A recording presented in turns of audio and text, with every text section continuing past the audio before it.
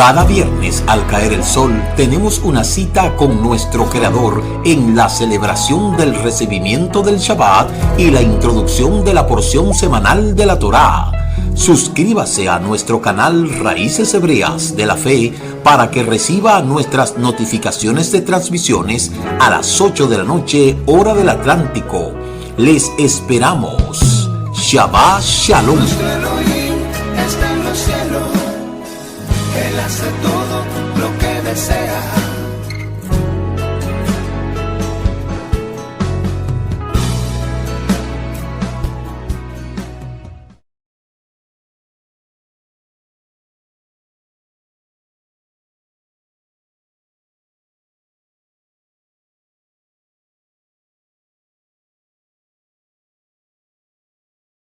Muchas gracias por habernos acompañado en este inicio de la celebración del Shabbat y el comentario del estudio semanal de la Torá.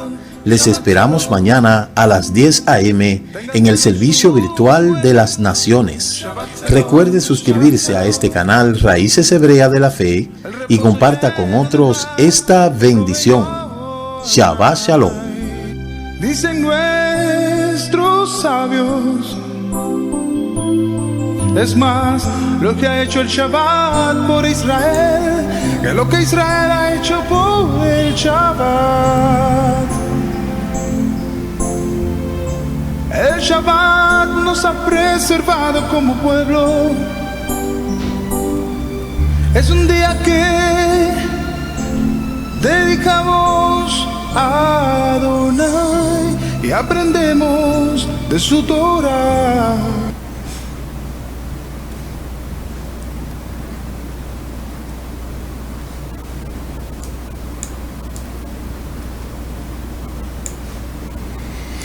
Shalom, amados, Laila Tov, buenas noches, sean todos bienvenidos a este programa de los viernes, la introducción de la porción semanal de la Torá. Soy su amigo y hermano en el Mesías, el Roé Ricardo Mujica, y somos el Ministerio Mesiánico Internacional, directo al corazón, anunciando la restauración de Israel y de todas las cosas. Le damos la más cordial bienvenida a este programa de los viernes, una vez más, a ustedes que nos sintonizan desde todas partes del mundo, y pues les agradecemos que siempre nos acompañan como cada viernes en este inicio de Shabbat. Al caer el sol nos preparamos para así compartir la porción semanal de la Torá. En medio de todas estas situaciones que está pasando el pueblo de Israel, es obvio que la vida continúa sin ignorar lo que está pasando, augurando todas las cosas buenas sobre toda la familia a nivel mundial, y pidiéndole al Eterno que en su infinita misericordia estas cosas puedan cambiar y que podamos amanecer con una nueva noticia de que ya todos los que están lejos de casa puedan retornar a casa. Recuerde suscribirse a este canal Raíces Hebreas de la Fe, si no lo ha hecho, para que pueda recibir nuestras transmisiones en vivo. Estamos de lunes a jueves de 5 a 6 de la mañana en el programa Bendición Matutina, y los viernes a las 8 de la noche, hora de República Dominicana, tenemos la introducción de la porción semanal de la Torá. Y por supuesto, mañana Shabbat, la celebración del Shabbat. Y esta también se transmite a través de este canal a las 10 de la mañana. Así es que, una vez más, gracias a todos por su sintonía. Recuerde también visitar nuestra web www.ministerio directo al corazón. Allí en la página pues tiene todas las informaciones que usted necesita conocer sobre nosotros, sobre nuestra visión, nuestra misión, quiénes somos, nuestras creencias. Tenemos allí la Parashá, la Haftará, estudios que usted puede entrar al link y disfrutar de ellos. Y por supuesto, siempre estamos dispuestos a recibir sus correos ahí en nuestra página o a nuestro WhatsApp 829-325-8376 o el 671-2593. De inmediato vamos a iniciar en esta noche con lo acostumbrado, y es dar inicio al Shabbat, hacer el Lejai, porque pese a todas las cosas que estamos nosotros viviendo, no podemos dejar de darle gracias al Eterno y de poder bendecir su nombre. Hoy el Kiddush de Shabbat, la porción de la Torah, el Maftir, la porción de los profetas, porción del Bir Hadashah y la perla de la Torah. Iniciemos. Baruch atah Adonai Eloheinu melech haolam shegei yanu beki imanu laman haset. Bendito eres tú, Eterno, nuestro Elohim, Rey del universo, que nos diste vida, nos sostuviste y nos permitiste llegar hasta este momento. Declara la Escritura en el libro de Shemot, capítulo 31, verso 16. Los hijos de Israel guardarán el Shabbat. Observará el Shabbat por todas sus generaciones como pacto perpetuo. Es una señal entre yo y los hijos de Israel por siempre. Porque en 6 días Elohim creó los cielos y la tierra, y en el 7º día descansó. Por eso, en este día tan especial, bendecimos al Eterno y le enviamos un fuerte shalom de toda nuestra familia a todos ustedes que están en las naciones. Sé que en algunos lugares aún no ha caído el sol, pero a la hora que le corresponda, pues bendiga al Eterno y recitemos Baruch atah Adonai Eloheinu melech haolam borei pri hagefem. Bendito seas tú, Elohim, Rey del universo, creador del fruto de la vid. Te pedimos, Padre eterno, que esta copa de este Shabbat sea de bendición para todos nosotros y para todo tu pueblo de Israel, y decimos amén, lejai, por la vida. Así también bendecimos el sustento, esta parnasá, estas 4 comidas de Shabbat. Baruch atah Adonai Eloheinu melech haolam amok sileke mija aretz. Bendito seas tú, Eterno, Elohim, soberano, Rey del universo, que nos ha santificado con tu mandamiento y nos ha dado el fruto de la tierra. Que este fruto sea adquirido en buena lid, no a través de sustento, de trabajo deshonroso, sino, Padre eterno, de tu divina voluntad. Provee a todos aquellos que necesitan Abba Kadosh, y que tú puedas proveer, Padre amado, todas las cosas que nos hacen falta. Bendícenos en este Shabbat a partir de ahora y danos de tu seudá, de tu verajá, de tu bendición. Amén y amén. Pues entramos de inmediato, amados hermanos, en lo que es el tema de la parashá. En esta semana tenemos la parashá Toldó. Toldó significa generación, significa historia, significa sobre todo se relaciona con esa ciudad de Toledo. Toldó, generación. Se encuentra en el capítulo 25, verso 19 del libro de Bereshit, hasta el capítulo 28, verso 9. El Maftir en el capítulo 28, versos 7 al 9. Y también tenemos la Haftará en Malaquía, capítulo 1, del 1 al 14, y 2 del 1 al 7. Los escritos apostólicos, Hebreo 11, 20 y 12, 14 al 17. En esta parashá tenemos algunos elementos que tenemos que abordar de inmediato. Queremos ver si podemos abarcar lo más posible. En esta porción Toldó se da a entender varias cosas desde su propia lectura. En el capítulo 25, la parashá comienza hablando acerca de la genealogía de Yisá, en el capítulo 25, verso 19, que es ahí donde comienza la parashá. Dice que esta es la historia de Yisá, hijo de Abraham. Abraham engendró a Yisá. Yisá tenía 40 años cuando él tomó a Ribca, la hija de Betuel, en Aram, de Padán Aram, hermana de Labán, para ser su esposa. Y Yisá oró al Eterno por su esposa, porque ella era estéril. Y el Eterno escuchó la oración y Ribca concibió.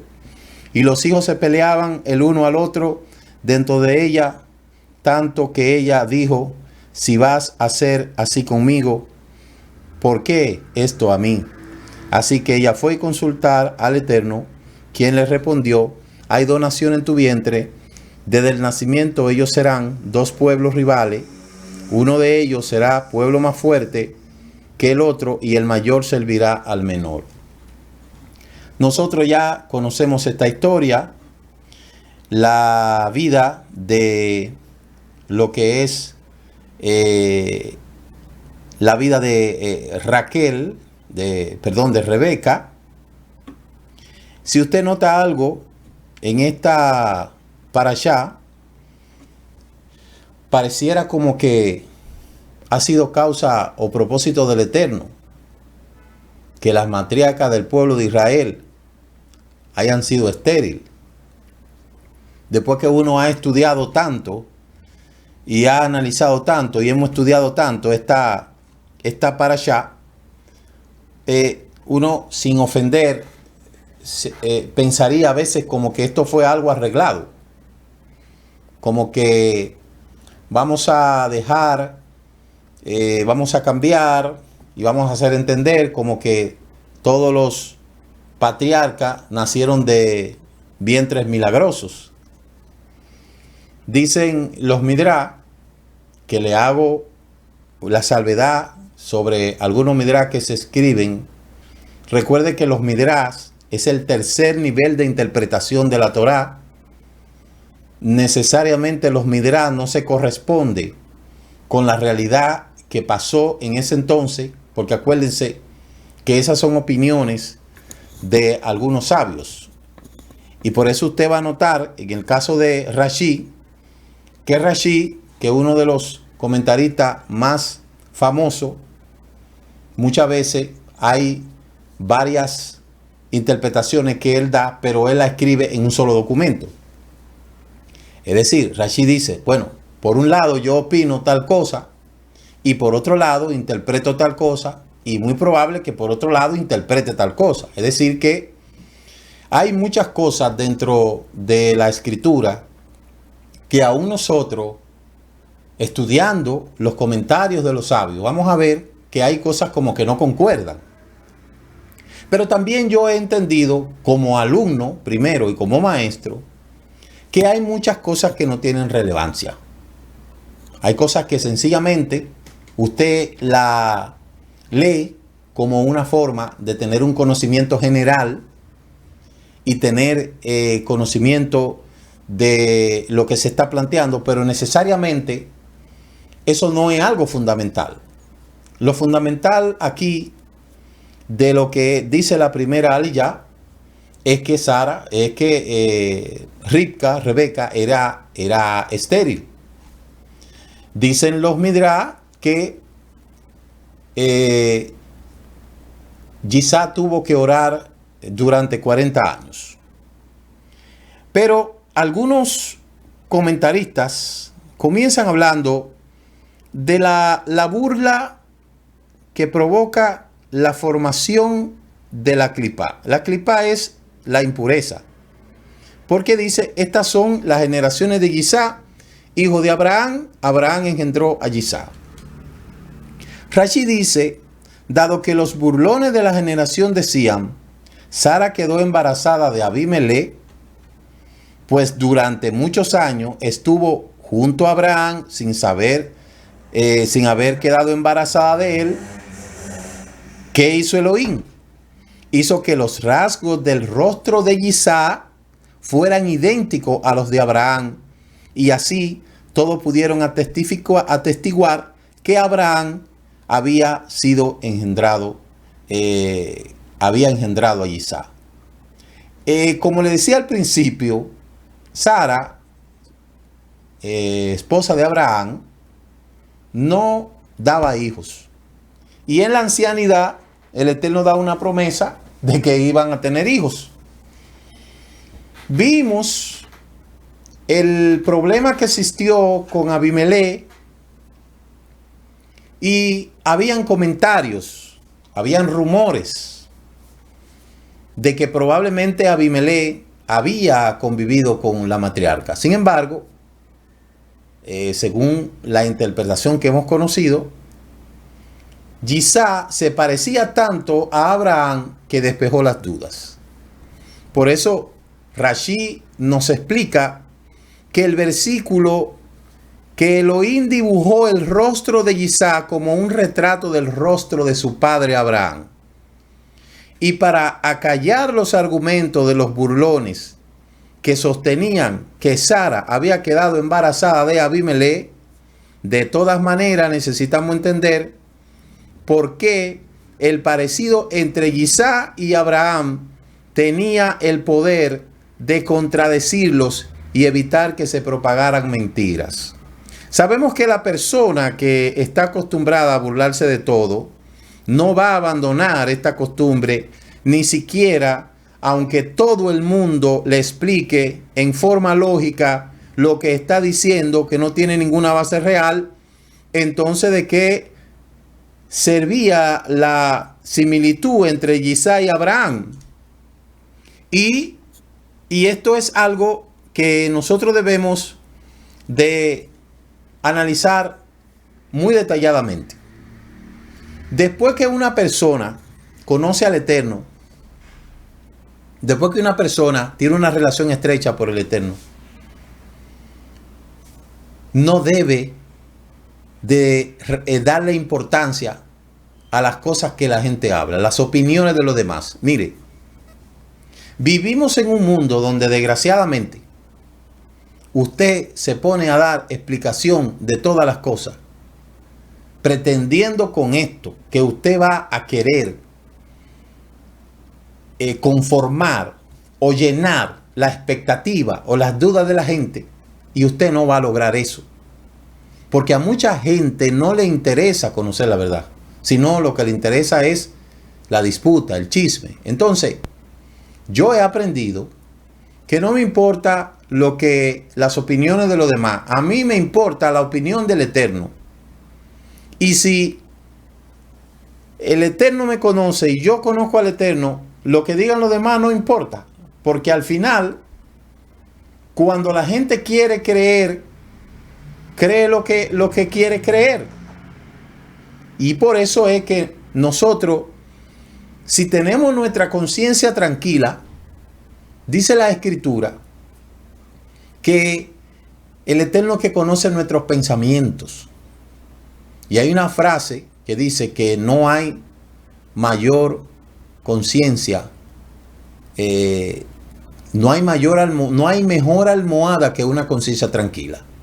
Entonces, desde los inicios de la humanidad, siempre han habido personas que lisonjean, que esparcen el rumor, y esto fue lo que pasó en el caso de Isaac, nacimiento de Isaac, el nacimiento milagroso de Isaac, y ese impasse que hubo con Abimelech y con Sara. Dice los Midrash que de ninguna manera Abimelech tocó a Sara, bajo ningún concepto. Entonces, era tal el parecido que tenía Isaac con su padre que no le quepó, que no hubo la menor duda. Por eso está escrito que alguien que pertenece a la secta de los burlones no puede recibir la presencia divina, porque la burla tiene la fuerza de transformar la verdad y de convertirla en algo confuso. Póngale ojo a esa frase. La burla tiene la fuerza de transformar la verdad y de convertirla en algo confuso. Óigame, no hay algo más terrible dentro de lo que es el espectro de todas estas cosas que el chisme. Entonces, queda claro, Isaac tenía un parecido idéntico a Abraham. Ahora vamos con su esposa Rica. Rebeca, prima lejana, se puede decir, de Isaac, tiene el mismo problema que tuvo Sara. No daba hijos. Para ese entonces, el que una mujer no diera hijo era uno de los, se puede decir, de las cosas negativas más terribles, como si fuera una maldición. Sin embargo, la Escritura dice que el Eterno le prometió a Isaac descendencia. Obviamente, era el hijo de la promesa, como usted escuchó en la paracha anterior, por todos los conflictos que pasó Abraham y todos los conflictos que pasó Isaac con su hermano, su medio hermano mayor, Ismael, y con los 6 hermanos más que tuvo Abraham después. Es obvio de que el tener ahora el hijo a quien Abraham le hubiese dado todo y que no tuviera a su vez un hijo, era algo muy serio. Pero el Eterno tiene un tiempo para cada cosa. Dice la Escritura que después de haber orado Isaac por 40 años, entonces su mujer Rebeca, pues salió embarazada y tuvo 2 gemelos. Cuenta la primera Adilla que cuando Rebeca salió embarazada, sentía que en su vientre había una lucha. Había una situación bien tremenda en su vientre. Mire, solamente las mujeres pueden saber cuándo existe una criatura en su vientre. Solo a las mujeres pueden, solo a las mujeres se le dio ese don. Por eso a las mujeres son las socias del Eterno. Pero dice la Escritura que en el vientre habían 2 naciones. Ya usted puede ver cómo se sentía el alma de la matriarca al sentir esas vibraciones, una negativa y otra positiva. Y hemos estado hablando que ella fue a consultar a Shem. Cuando dice la Escritura que fue a consultar al Eterno, fue a consultar al profeta, al Jaján de ese tiempo, que era Shem. Y específicamente Shem le dijo: mira, hay 2 naciones en tu vientre, pero el mayor servirá al menor. Nosotros, desde que comenzamos a estudiar la Escritura, en este caso cuando comenzamos a estudiar la Biblia, siempre leímos que Rebeca, habían dos mellizos en su vientre que tenían una lucha continua, pero desconocíamos totalmente las opiniones de los rabinos. Entonces, aquí nosotros ya conocemos que había un propósito de parte del Eterno. ¿Por qué? Porque el Boré Olam, el Eterno, que conoce el futuro, conoce todas las cosas. Por eso, antes de que uno cayese en el vientre de la madre, cuando uno era tan solamente un esperma, ¿en dónde estábamos nosotros? Pues obviamente nosotros hemos aprendido que estábamos en el mundo de las almas. Yo siempre me hacía esa pregunta. Yo siempre decía, ¿por qué? ¿Dónde estaba yo cuando 2 años antes de nacer o 3 años antes de nacer? ¿En dónde estaba yo? Esa era la pregunta que yo siempre me hacía. Y yo decía, bueno, yo estaba con el Eterno.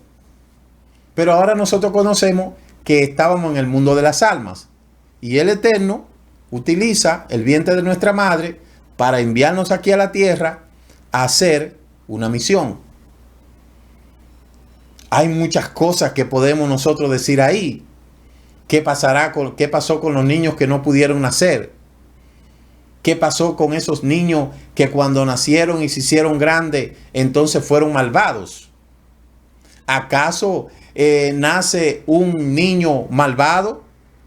¿Desde antes de nacer ya está predestinado que una persona va a ser mala?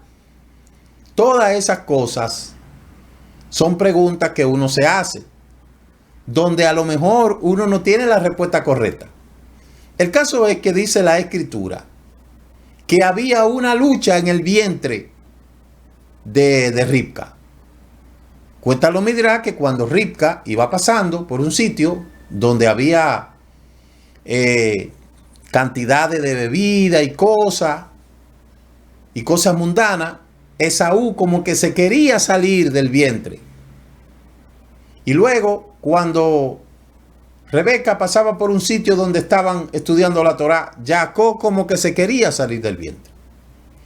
Cuando consulta a Hashem, entonces ella dice, pero si es así, ¿para qué yo vivo? Y dicen algunos Midrash que esta fue la causa, la razón por la cual Rebeca no pudo ser elegida para ser la madre de todos los hijos de Israel. Porque ella, de cierta manera, se quejó y dijo, ¿para qué vivo yo? ¿Para qué entonces yo tengo que vivir? Pero ya sabemos que esos niños ya tenían un propósito en este mundo. La Escritura dice que cuando nace Esaú, nació velludo, y luego cuando viene Jacob, viene del calcañal de Esaú. Dos jóvenes alimentados en un mismo saco, alimentándose de un mismo cordón umbilical, se desarrollaron juntos en el vientre, pero totalmente diferentes. Ellos eran mellizos, pero no eran gemelos. Y nosotros sabemos que hay gemelos y hay mellizos. Los mellizos nacen dentro de un mismo saco, nacen dentro se alimentan de un mismo cordón umbilical, pero sus características son diferentes, los mellizos. Pero los gemelos son idénticos. Yo tengo dos cuñados que son gemelos, y al principio a mí me costaba mucho el poder identificar uno, identificar al otro. Ya no, ya después que son adultos, ya yo sé, ya yo los identifico.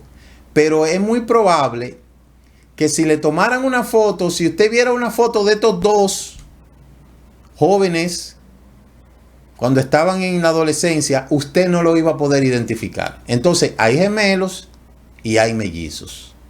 Los gemelos son idénticos, los mellizos nacen dentro de un mismo saco en el vientre, pero no necesariamente no son iguales.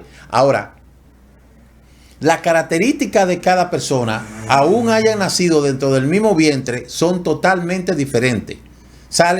El carácter es diferente, la fisionomía, sus acciones, todo eso es diferente. Y eso es lo que nosotros podemos ver aquí en Esaú y Jacob. Se dice que Esaú representa la Yeser Hará, representa lo negativo.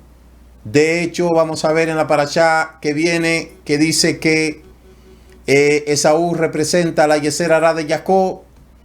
Y son tantas cosas que se dicen tocante a esto, pero una cosa yo tengo seguro: los niños no nacen malos. Los niños no nacen malos ni nacen buenos. Los niños nacen sencillamente niños.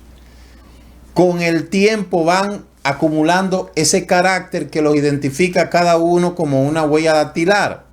Porque fíjese, dos personas pueden ser gemelos, pueden tener la misma característica, pueden ser idénticos, pero su huella digital no es igual. O sea que como quiera hay diferencia.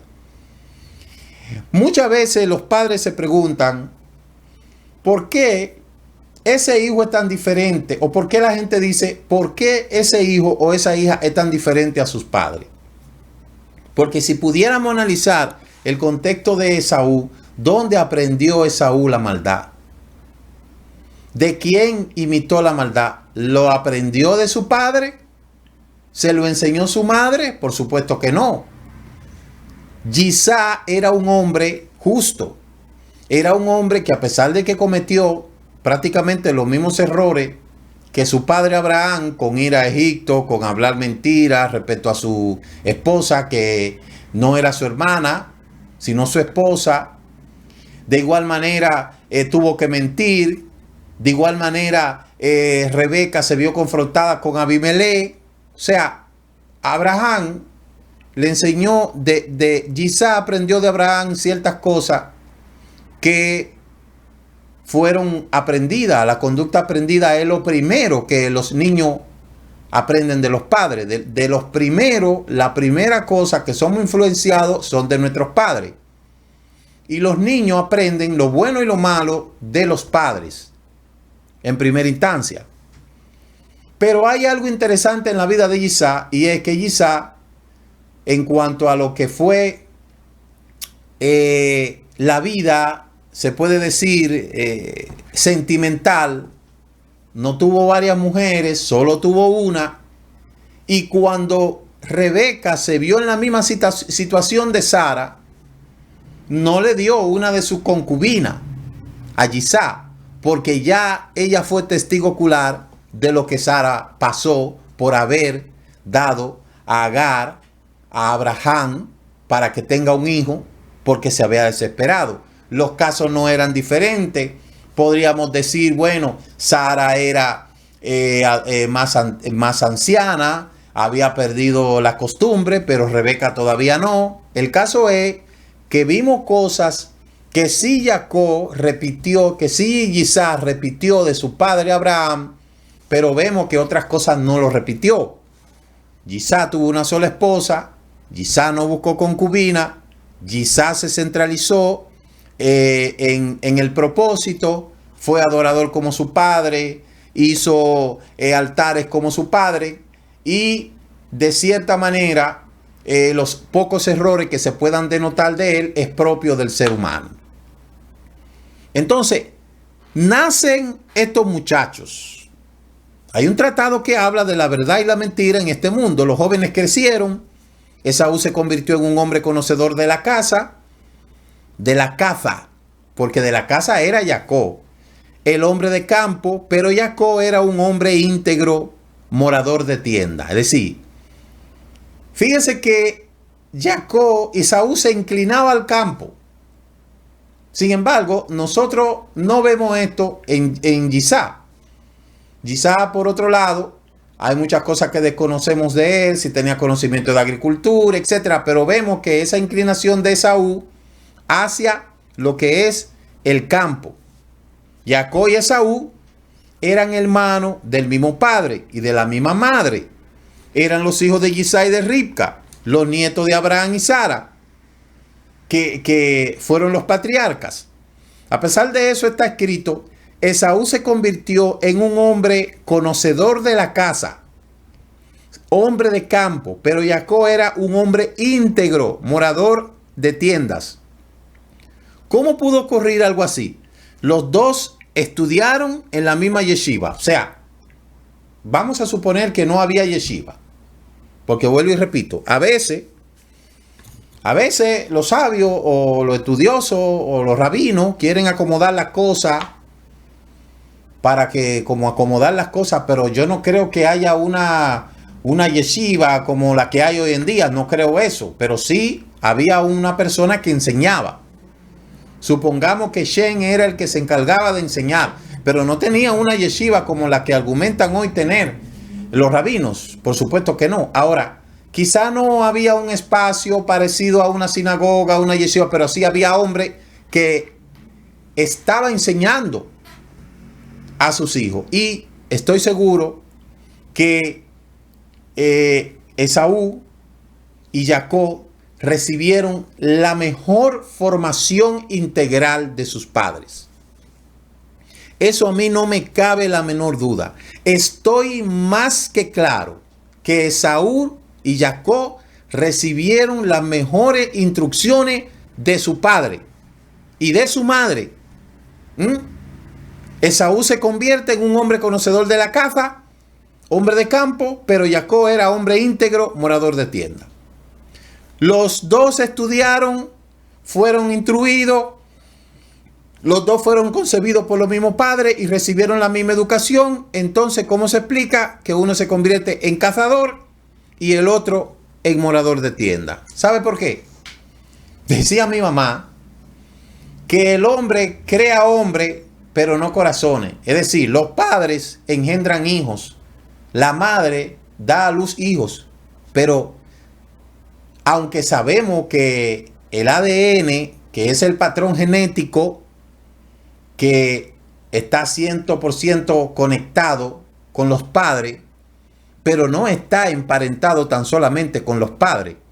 Según según los análisis del patrón ADN, existen más de 40 personas que intervinieron en la creación de una persona. Así que, y uno de los misterios grandes del patrón genético es que no sabemos de quién en la antigüedad estos rasgos fueron imitados y se plasmaron en un predecesor antiquísimo.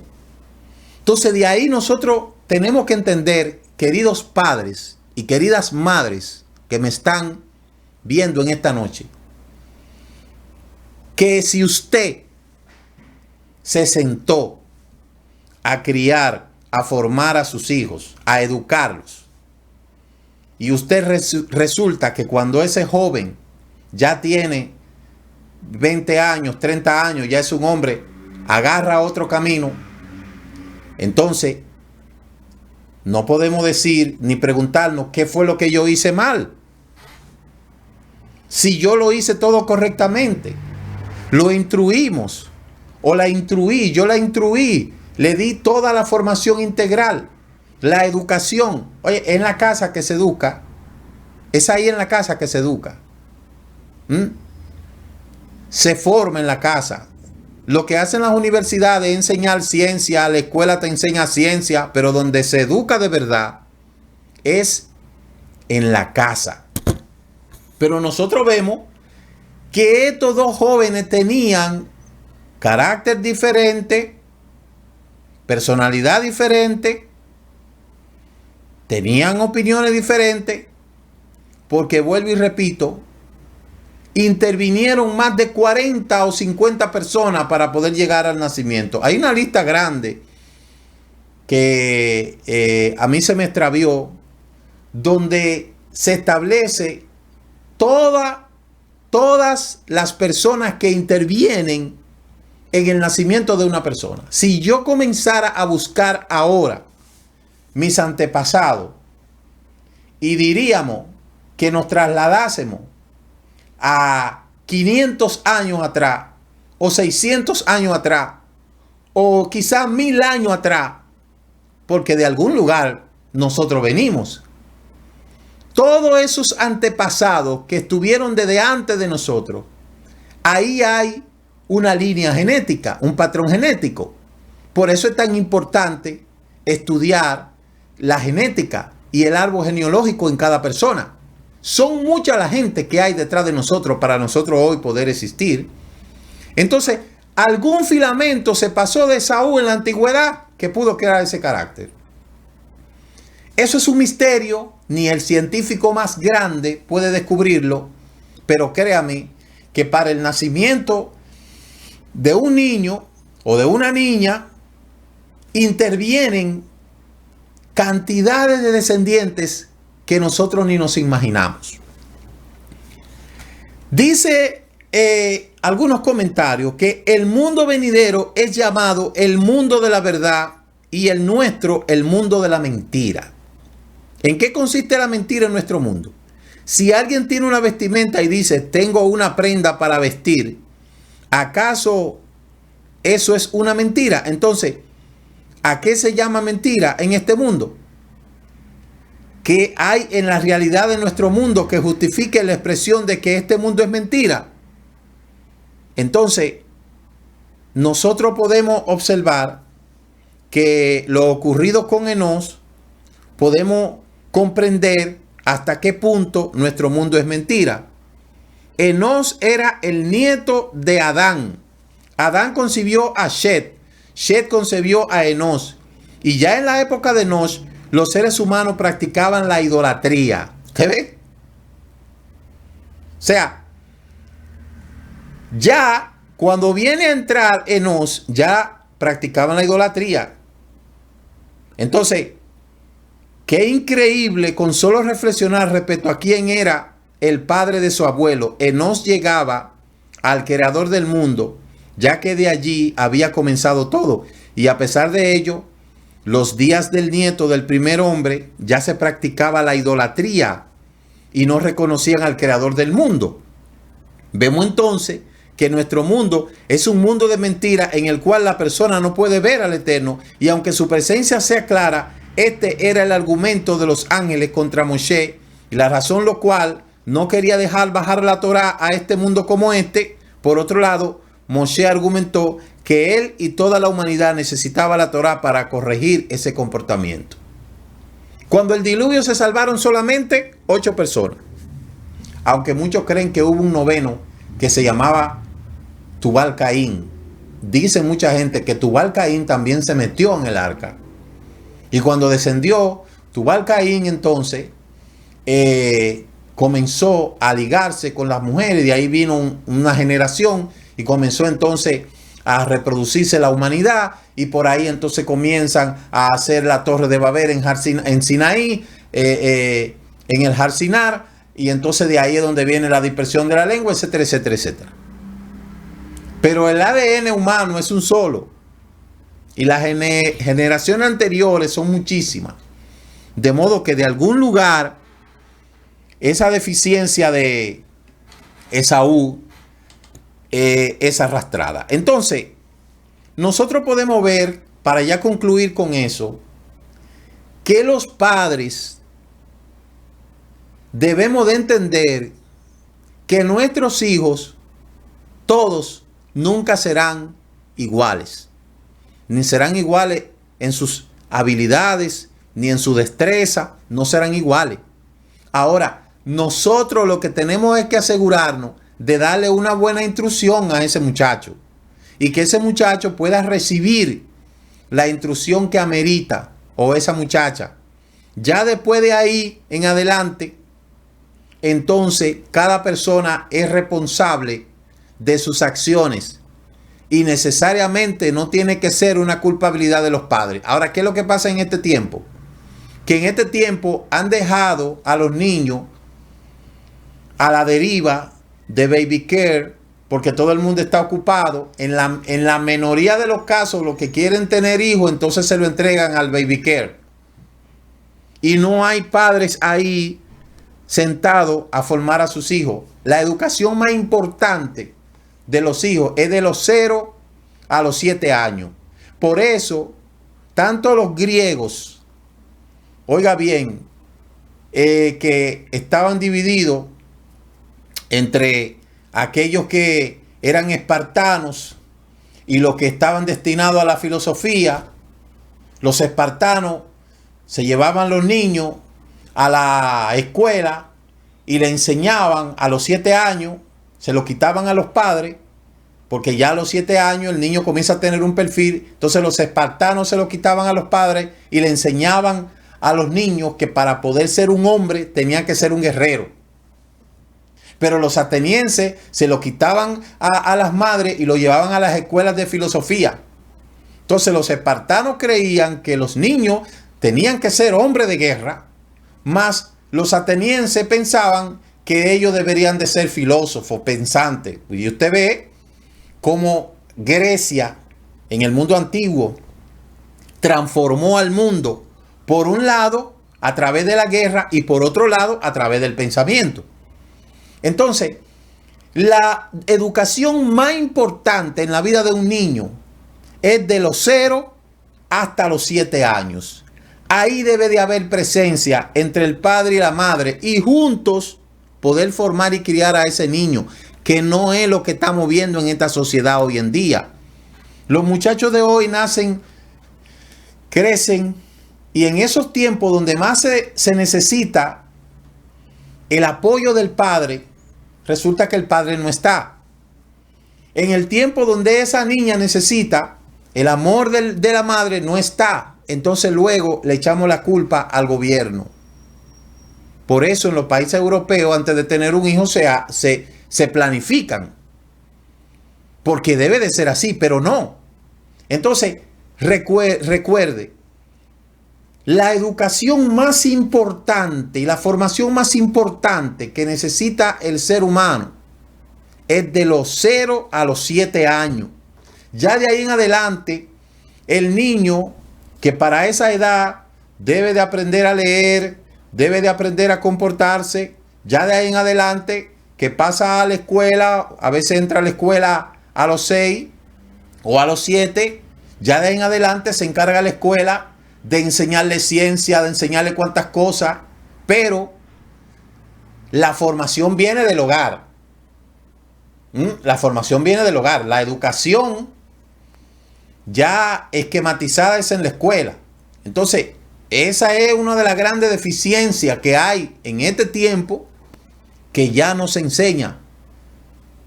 Las pérdidas de los valores y todas esas cosas que se enseñan en la escuela, que se enseñan en la casa. En la escuela se enseña ciencia, en la casa se enseña respeto, se enseña los valores humanos, se enseña el amor, el cariño, se enseñan todos esos valores humanos como la solidaridad, la bondad, todo eso. Eso se enseña en la casa, no en la escuela. En la escuela te van a enseñar ciencia, habilidades, destreza, te van a enseñar matemáticas, te van a enseñar un sinnúmero de cosas, pero es en la casa donde realmente se educa, donde realmente se forma, donde realmente se cosecha, se siembra en el niño, es ahí. Pero no hay eso.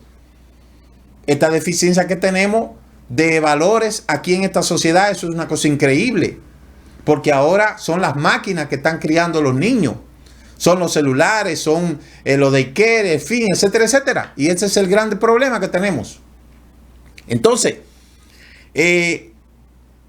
nosotros podemos ver que el carácter de Esaú y el carácter de Jacob era totalmente diferente. Jacob y Esaú crecieron en el mismo hogar, en la casa de los patriarcas, y en su infancia estudiaron en el mismo lugar. Entonces, ¿por qué cuando crecieron cada uno eligió un camino opuesto? Ahí es donde usted, oiga, cuando crecieron.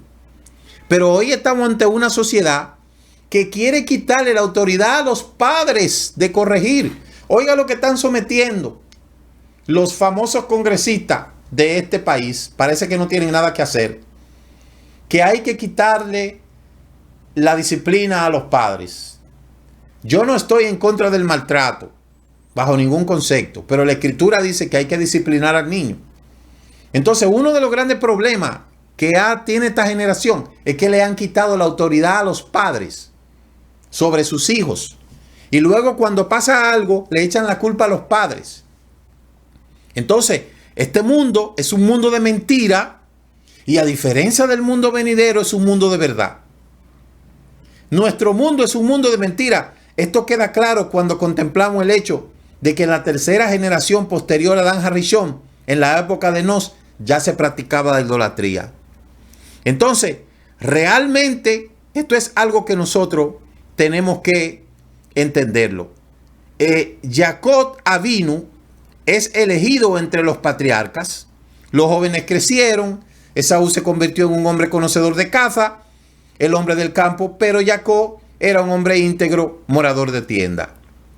Y por eso la Torá define de esta manera, donde comenzó la diferencia entre la vida de Jacob Avinu, el elegido de los patriarcas, quien en su grandeza tuvo el mérito de poder hablar con el Eterno, incluso cuando Isaac Avinu aún vivía. Y la razón por la cual es considerado elegido entre los patriarcas es por haber sido un hombre íntegro, a diferencia de Esaú. Morador de tienda. Esto implica dos cosas. La fuerza de la Torá que tenía. Por eso la Torá se enseña en la casa. Es en la Torá que se enseña en la casa. Es ahí. La Torá se enseña en la casa. Por eso dice Deuteronomio 6. Estas palabras que yo te ordeno hoy estarán en tu corazón. Se las enseñará a tus hijos cuando te levantes, cuando te acuestes, cuando te sientes a comer, cuando andes por el camino. Es en la casa donde se enseña la Torá. Pero en una casa donde no se enseña la Torá, se enseña otra cosa, porque cada cual tiene su maestro. Entonces, su integridad y su pureza de espíritu para buscar la verdad, esas eran las dos características de Jacob. Estas dos cualidades son opuestas a la característica de Esaú y Labán, quienes son llamados mentirosos. De modo que Jacob representa la verdad y Esaú representa la mentira. Y varias fuentes mencionan que Jacob Avinu aprendió de las mentiras de Esaú y de Labán para utilizarla contra la Yetzer Hará y vencerlo. ¿Y cómo es que logró invertir esta fuerza para el bien? Pues solamente tenemos que entender, dice un adagio, aprende de los errores de los demás para no cometerlos todos. Entonces Jacob Avinu utilizó estas deficiencias de su hermano para aprovecharla sobre sí mismo. Y de ahí es donde se conoce que ciertamente Esaú es considerado como si fuera la Yetzer Hará de Jacob, porque Jacob veía en Esaú todas las cosas malas que el ser humano podía cometer, mas esto fue de enseñanza para Jacob. Sin embargo, yo estoy más que seguro que Esaú tenía la oportunidad de ver en el rostro de Jacob y en la persona de Jacob y en el carácter de Jacob todas las cosas buenas que a lo mejor él no tenía. Sin embargo, como es mejor copiar el mal y no el bien, por eso Esaú nunca copió las cosas buenas de Jacob. Por el contrario, siguió su propio destino. Entonces, mire cómo lamentablemente ya se me ha ido la hora, pero esta parashá nos dice a nosotros claramente la gran lucha que se sostiene en este mundo sobre el bien y el mal. Jacob representa la bondad, la inclinación al bien. Pero Esaú, ¿qué representa? La inclinación al mal, la Yetzer Hará. Jacob representa la Yetzer Ható, Esaú representa la Yetzer Hará. Entonces, respecto a lo que es la venta de la primogenitura, ahí sabemos que dice la escritura, Esaú le dijo, por favor, hazme tragar ese guiso rojizo, rojo, pues estoy exhausto. Por eso fue llamado Edom, rojo. Y Jacob dijo, véndeme a la luz del día tu primogenitura. Y Esaú dijo, he aquí que voy a morir, ¿de qué me sirve la primogenitura? Y Jacob le dijo, júramelo hoy. Se lo juró y le vendió su primogenitura a Jacob. Entonces Jacob le dio a Esaú pan y guiso de lenteja. Este comió y bebió, se levantó y se fue, y así despreció Esaú la primogenitura. ¿Por qué Esaú despreció la primogenitura? Pues no sabía lo que tenía. ¿Por qué? Porque las cosas que aprendió en las enseñanzas de Shem le entraron por ahí y le salieron por aquí. Llega un momento en la vida de cada ser humano que después de despreciar todo lo que realmente vale la pena, llega un momento en que se va a dar cuenta que todo eso que ha despreciado era lo que realmente valía la pena. Porque entonces cuando vemos que cuando Isaac pierde la ceguera, que eso es otra cosa que no vamos a poder abordar esta noche, no sé por qué los sabios argumentan tanto de la ceguera de Isaac, porque es normal que los ancianos cuando ya están en su etapa terminal se le vaya desconectando los neurotransmisores, las funciones vitales y todo eso. Pero no sé por qué quieren argumentar tanto la ceguera de Isaac. Y hay muchas argumentaciones por ahí, que fue que vio la luz, no sé. El caso es que la ceguera es parte de la deficiencia de la edad, de la ancianidad. Entonces, Esaú desprecia la primogenitura, no le dio valor, nunca consideró ese hecho, nunca absolutamente se puso a evaluar, porque así pasa con aquel que está dedicado solamente a las cosas terrenales. Esaú representa lo terrenal, nunca se interesó por lo espiritual, nunca quiso entender cuál era el valor que tenía la primogenitura, el ser hijo, el hijo primero. Cosa que no debemos nosotros de olvidar es el hecho de que allí había una disputa entre Isaac y Rebeca, porque Isaac se inclinaba más a Esaú como su primogénito y la madre Rebeca o Rica se inclinaba hacia Jacob. En otras palabras, Jacob fue criada en la falda de la madre y Esaú se inclinaba a lo que es el aspecto de su padre, pero no aprendió nada del padre porque Isaac no era cazador. ¿Sí me entiende? Pero a Isaac le gustaba lo que Esaú hacía. Y por eso es que cuando esté en la ancianidad ciego, le dice, vete, mata algo y hazme lo que me gusta. O sea, había una relación entre Isaac y Esaú. Vete, mátalo y hazme lo que me gusta. Había una relación ahí. Había una diferencia. Quizá esa misma relación no tenía Jacob con Isaac, y es obvio porque cuando la madre escucha lo que Isaac le dice a Esaú y la madre le dice a Jacob que vaya a recibir la bendición, Jacob le dice, yo no tengo pelo, mi hermano es velludo, si mi papá se da cuenta que yo no soy Esaú, me va a maldecir. ¿Y qué dijo la mamá? Que caiga sobre mí esa maldición. Haz lo que te digo.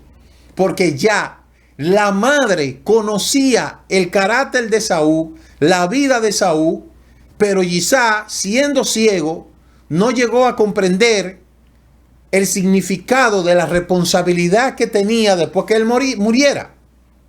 Y por eso es que ahí interviene la madre.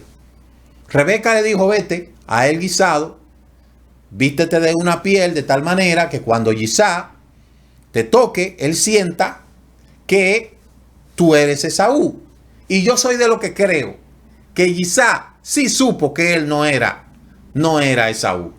Porque él dice, aunque es la voz de tu hermano Jacob. Y ahí es donde viene la bendición. Cuando Esaú entra, que le dice que lo bendiga, entonces le dice, pero ya yo te he bendecido, ya yo di mi bendición. Y eso, con eso no se relaja. Con eso no se relaja. Entonces hasta ese punto Esaú entendió el gran error que había cometido. Y lo que hizo fue, en vez de acordarse que no valoró la primogenitura, que no valoró el ser el hijo mayor, que no valoró la responsabilidad de descendencia, entonces se ensancha contra su hermano y dice lo mismo que dijo Ismael con Isaac: cuando se muera mi papá te voy a matar. Pero él no valorizó lo que fueron las cosas espirituales, en este caso la primogenitura. Entonces ahí usted puede ver hasta dónde llega este asunto, y es ahí donde la parashá da otro giro, porque entonces una vez fallecido Isaac, nos enfocamos entonces en la huida de Jacob y en la vida del patriarca Jacob. Pero Esaú, dice la escritura, que ese mismo día, muerto Abraham, Jacob habló con su hermano Esaú palabras de Torá, porque vio que estaba muy hambriento y quiso calmarlo con estas palabras y enseñarle la importancia suprema de la primogenitura, las liberaciones, los sacrificios. Por eso le dio a comer pan y agua, para alargar de esa manera la comida. Jacob era un hombre bondadoso que se interesaba en el bienestar de su hermano Esaú, aunque después vemos que el objetivo de Esaú era matar a su hermano Jacob. Jacob entendió que la primogenitura tenía una importancia clave, porque en ella están incluidas las 22 letras de la Torá que fue escrito después Y la suma de la letra Vat, Reish y Hei equivale a la palabra Orá, que es la Torá. Y con estas palabras trató de acercarse a Esaú cuando muere su abuelo Abraham. La repartición de los mundos habla de que Jacob dijo: véndeme la luz del día de tu primogenitura. Y dicen los sabios que Jacob y Esaú se partieron entre ellos los mundos.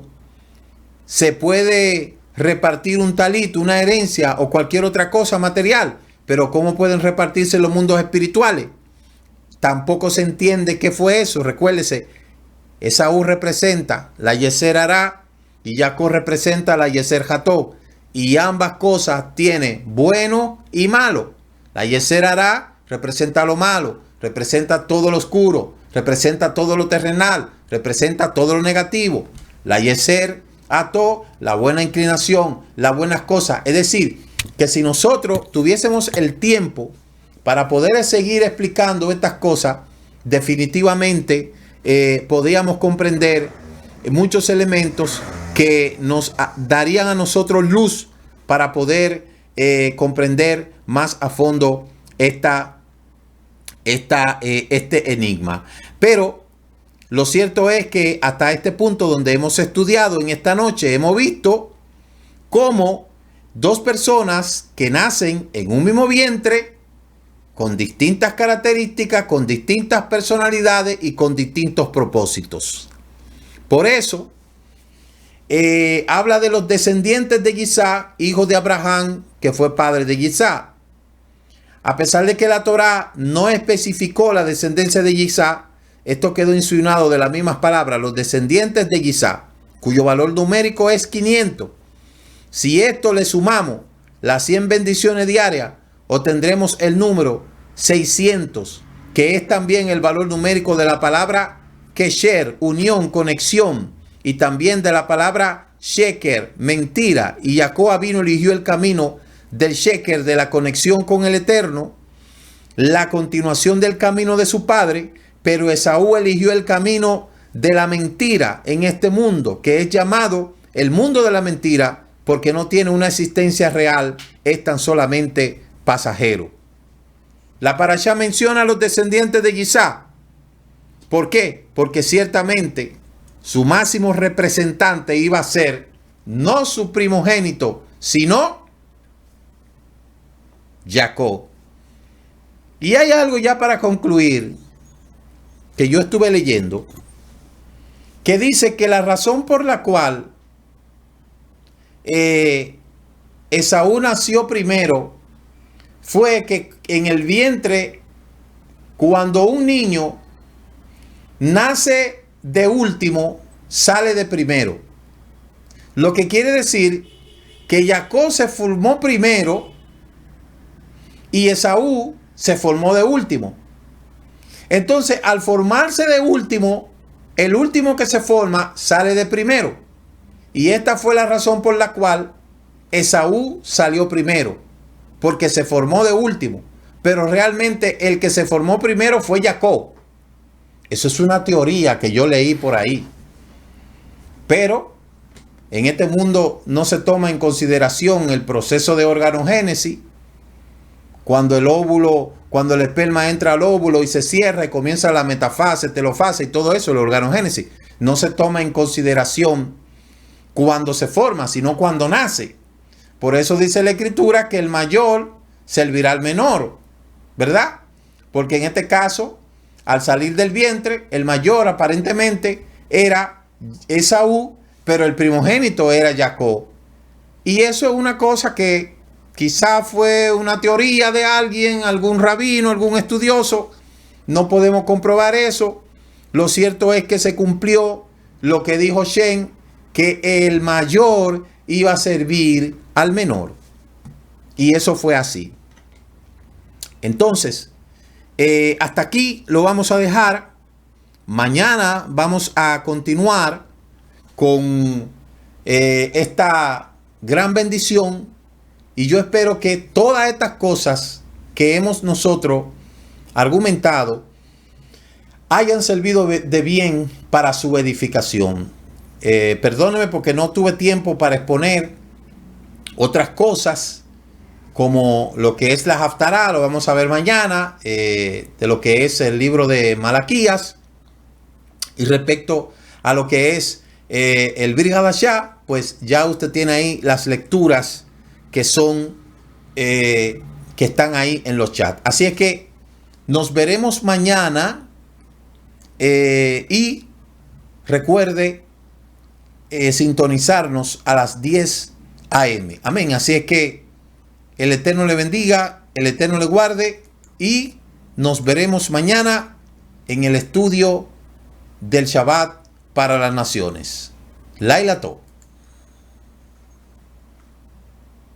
Shabbat Shalom. Tengan todos un feliz. Muchas gracias por habernos acompañado en este inicio de la celebración del Shabbat y el comentario del estudio semanal de la Torá. Les esperamos mañana a las 10 a.m. en el servicio virtual de las naciones. Recuerde suscribirse a este canal Raíces Hebrea de la Fe y comparta con otros esta bendición. Shabbat Shalom.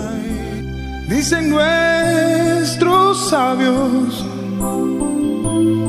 es más lo que ha hecho el Shabbat por Israel que lo que Israel ha hecho por el Shabbat.